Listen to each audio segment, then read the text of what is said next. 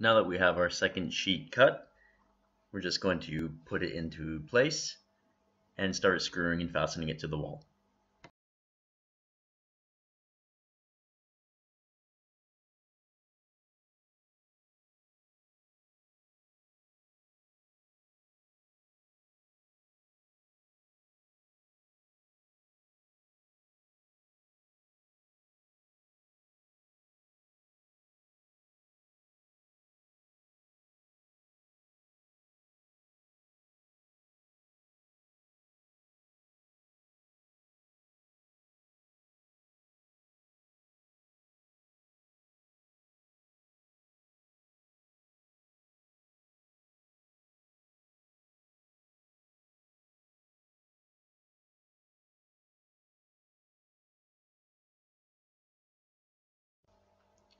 Now what I'm doing is just leveling, following the line from my top window sill plate on the other side of the drywall, and I'm just going to scribe it all the way across to this second sheet of drywall.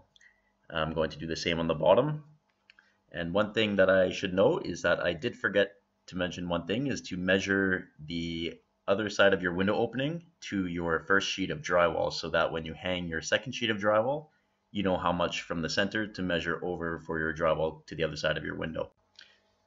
Now just measure the side of your window opening on the top and on the bottom, and then using a straight edge, just scribe your line for that side of the window. And after, we'll be ready to screw around the window, and then we'll be ready to cut out our window opening.